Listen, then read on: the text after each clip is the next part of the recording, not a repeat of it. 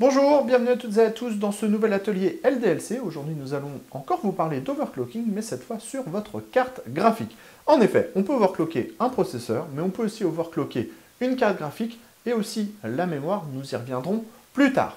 Au niveau de la carte graphique, on va surtout overclocker ce qu'on appelle le GPU, donc le processeur central qui va calculer toutes les images, parce que la mémoire est souvent un petit peu plus sensible, il est plus difficile d'overclocker la mémoire.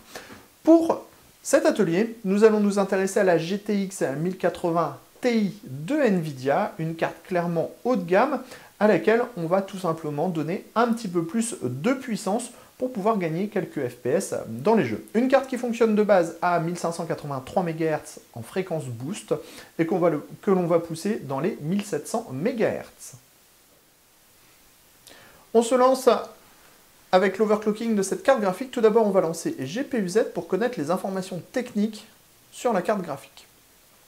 Nous sommes donc face à un modèle Asus en GTX 1080 Ti qui fonctionne pour le moment à 1469 en basse clock, donc en fréquence de base, et à 1583 MHz en vitesse boost. On va donc tout simplement pousser ces fréquences et vous allez le voir, c'est très simple puisqu'on a directement un logiciel qui est proposé par Asus qui s'appelle GPU Tweak 2. Et dans ce GPU Tweak 2, on a différentes façons de faire pour overclocker la carte graphique. Alors, on peut soit passer par un mode classique où on va appliquer un certain pourcentage sur la carte graphique. Donc, si on passe en gaming mode, par exemple, on va gagner en fréquence et le GPU va passer à 106% de ses capacités.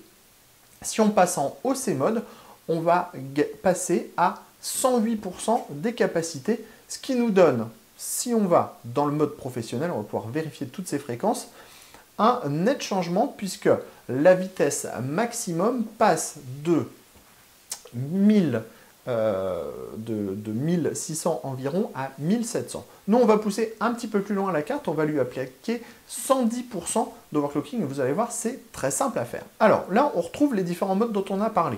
Le Silent Mode qui sera donc à 1700 MHz maximum, le Gaming Mode à 1683 MHz maximum et le OC Mode qui sera à 1709 MHz. On va pousser la carte dans les 110%. Donc on va appliquer 1750 MHz à peu près sur la carte graphique 1749.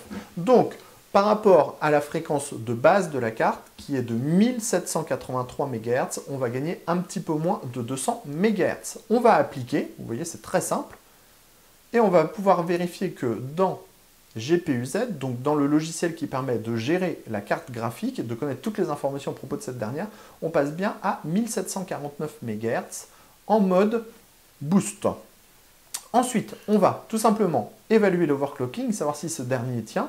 Donc, on va lancer un bench en 4K sur Tomb Raider. Et donc, on va pouvoir vous donner le score et le gain qui a été fait grâce à l'overclocking.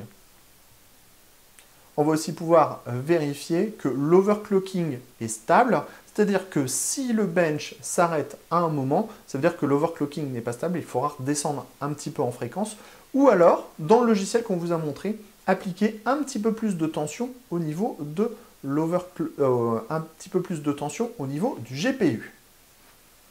Autre point, sachez que l'overclocking sera plutôt dédié aux cartes qu'on appelle custom. Les cartes custom, ce sont des cartes qui intègrent des très gros systèmes de refroidissement avec 2 ventilateurs, voire 3 ventilateurs, des caloducs, des ailettes en aluminium. Ce sont des cartes qui ont aussi, la plupart du temps, des systèmes d'alimentation en interne qui sont plus efficaces et qui permettent un meilleur overclocking. Avec une carte stock ou une carte de type Founders Edition, on ira un peu moins loin au niveau de l'overclocking.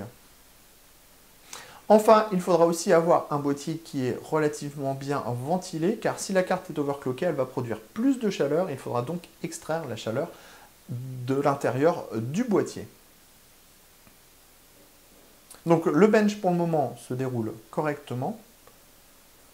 On a appliqué un overclocking qui, par rapport à ce que la carte propose, est juste 2% supérieur à l'overclocking max que propose la carte, puisqu'il y a aussi des cartes qui ne sont pas overclockées de base et des cartes qui sont overclockées d'origine. Alors là, vous avez les résultats du score. On est donc à 74,82 FPS de moyenne sur ce bench.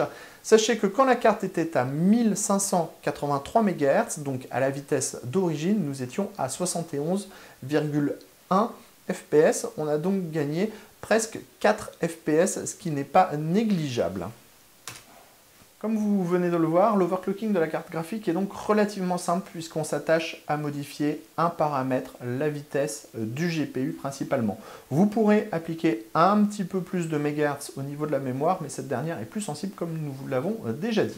Si vous utilisez un water cooling sur votre carte graphique, vous pourrez pousser le voltage de votre GPU, ce qui vous permettra de gagner encore un petit peu plus en mégahertz. Sachez par exemple qu'une GTX 1080 Ti peut atteindre les 2000 MHz au niveau du GPU. Sur ce, on vous dit à très bientôt sur LDLC pour d'autres ateliers.